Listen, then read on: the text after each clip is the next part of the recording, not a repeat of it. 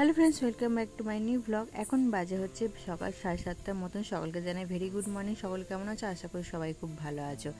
আমি এদিকে ব্রাশ করে মেয়েকে উঠাতে এসেছিলাম ঘুম থেকে। তো তার আগে দেখি মেয়ে ঘুম থেকে উঠে এই স্লেটটাকে নিয়ে খেলতে শুরু করে দিয়েছে। কাল যেহেতু মেলা গিয়েছিল সেই জন্য এই ম্যাজিক স্লেটটা কিন্তু কিনে নিয়ে এসেছিল। এটার মধ্যে একটা সুইচ আছে, এরকম লেখার পর একটা সুইচ টিপলে কিন্তু সমস্ত দাগ মুছে যায়। তো এইদিকে দেখো মেয়ে কিন্তু এটাকে নিয়ে কালকে সারা রাত ঘুমিয়েছিল। সকালবেলায় ঘুম থেকে উঠে দেখি এটা নিয়ে খেলতে শুরু করে দিয়েছে। হ্যালো ফ্রেন্ডস, এখন বাজাচ্ছে বেলা 9:30 কি 9:45 মতন। এদিকে আমার স্নান করাও হয়ে গেছে। আর এতটাই ওয়েদারটা খারাপ, কি বলবো, সবসময় মনে হচ্ছে বৃষ্টি হয়েই যাচ্ছে। তো পরশু দিন থেকে শুরু হয়েছে, কালকে তো সারাদিন বৃষ্টি হয়েছে, এখনও পর্যন্ত কিন্তু বৃষ্টি হয়েই যাচ্ছে। তো যাই হোক, এদিকে স্নান করা হয়ে গেছে, পুজো সমস্ত কিছু কমপ্লিট করে নিয়েছে, ব্রেকফাস্টও বানানো হয়ে গেছে। তো এখন খিদে পেয়েছে খুবই, এখন খাবো। মেয়েকে তার আগে দুধের গ্লাসটা দিয়েছি, এখন ওকে বললাম তুমি আগে দুধটা খেয়ে নাও, আজকে ওকে স্কুলে পাঠানি, কারণ ওয়েদারটা খুবই খারাপ, সেজন্য আর স্কুলে পাঠালাম না। তো আজ হচ্ছে আমাদের 6th অ্যানিভার্সারি, দেখতে দেখতে কিন্তু আমাদের 6টা বছর আমরা কাটিয়ে ফেললাম। তো হাসি কান্না সব কিছু নেই, কিন্তু জীবন, তাই না বলো? তো যাই হোক, তো ছোটোখাটোর মধ্যে বাড়িতে একটু সেলিব্রেশন করবো। তো কী করি না করি সারাদিন সবই তোমাদের সাথে শেয়ার করবো, তোমরা ভিডিওটা কন্টিনিউ দেখতে থাকো। দেখতে দেখতে বেলাটা কিন্তু অনেকখানি হয়ে গেছে। সকালে খাওয়া দাওয়া করে মাকে সমস্ত রান্না জোগাড় জান্তি করে দিয়ে ঘর বারান্দা ঝাঁট দিয়ে মেয়েকে স্নান করিয়ে নিয়ে চলে এসেছি। মেয়েকে যত তাড়াতাড়ি পারি তত তাড়াতাড়ি কিন্তু স্নান করানোর চেষ্টা করি। মেয়ে তো ওইদিকে খেলাধুলা করছে, আর এইদিকে দেখো মা কিন্তু রান্না বান্না করতে প্রায় স্টার্ট করে দিয়েছে। এখানে আছে ইলিশ মাছ, এইদিকে দেখো বেগুনটাও ভেজে রেখে দিয়েছে। আজকে বেগুন ইলিশ হবে, আর চিংড়ি মাছের মালাইকারি, আর একটা সবজি হবে, আর কি হবে ঠিক আমি জানি না। তো যাই হোক, এদিকে দেখো রান্না বান্না হয়ে গেছে। এখানে ঝিঙে, আলু, বেগুন, কচু, পেঁপে সব দিয়ে একটা তরকারি, এটা জাস্ট অসাম লাগে। তার সাথে আছে কুমড়ো ফুলের বড়া, তার সাথে আছে আজকে সর্ষে আর বেগুন ইলিশ, এটা জাস্ট অসাম হয়েছিল। তো যাই হোক, এদিকে ছিল চিংড়ি মাছের মালাইকারি। আজকে কি খাবো না খাবো সেটাই খালি ভাবছিলাম, যে কাজে কোনটা দিয়ে আজকে ভাতটা খাবো। তো যাই হোক, ইলিশ বেগুন থাকলে আর অন্য কিছু চাই না, তার সাথে ভাতও তো ছিলই।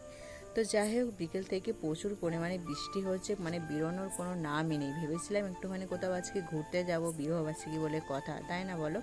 তো যাই হোক, বেরোনোর তো কোনো চান্সই নেই। তো যাই হোক, বড়মশাই এখন বাড়ি আসছে। এদিকে দেখো মেয়ের আমাকে কত আদর, ওর পাপা আসছে বলে কথা। তা যাই হোক, ওর পাপা তো চলে এসেছে, একটুখানি রেডি হয়ে নিয়েছে, একটু ফটো তুলবো, একটুখানি কেক কাটিং করব। তো যাই হোক, বাড়িতে একটু ছোট্ট করে সেলিব্রেশন করলাম। মনটা খুবই খারাপ, কারণ ভেবেছিলাম আজকে একটুখানি কোথাও যাবো, বাইরে রেস্টুরেন্টে খাবো, ঘুরবো।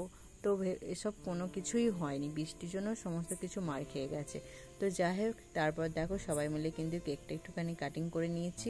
আর বড়মশাই কোনো ড্রেস চেঞ্জ করার কোনো কথাই নেই, এসি আগে আমরা কেকটা কেটে নিয়েছি, কারণ ও এত তাড়াহুড়োর মধ্যে ছিল, তারপর রাতে আবার রান্নাবান্নাও করবে। তো যাই হোক, মেয়ে তো কেকটা দেখে এত খুশি যে মেয়ে কখন ভাবছে যে কখন আমি খাবো।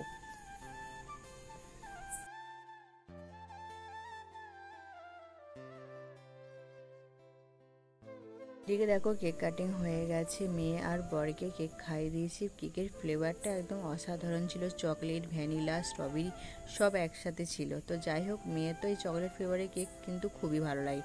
বরের আর ড্রেসটা চেঞ্জ করার হয়নি, এটা পরেই কিন্তু ফটো সমস্ত কিছু তোলাও হয়ে গেছে। আর এদিকে দেখো আমাকে কিন্তু একটা গিফটও দিয়েছে। অনেকদিন আগে বরকে বলেছিলাম আমাকে এই গিফটটা আমাকে অ্যানিভার্সারিতে দেবে, জানি না মনে আছে কি না নেই। তো যাই হোক, বৃষ্টির মধ্যেও কিন্তু আমার জন্য এই গিফটটি কিনে নিয়ে এসেছে, এটাই কিন্তু আমার কাছে অনেক।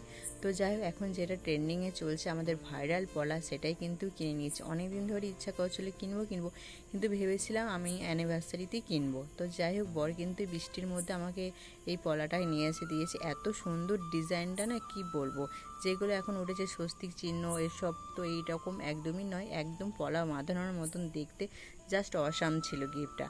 তো এইদিকে দেখো রাতে হবে বিরিয়ানি, স্পেশাল কিছু তো করতেই হবে, তাই না, বউকে খুশি করার জন্য।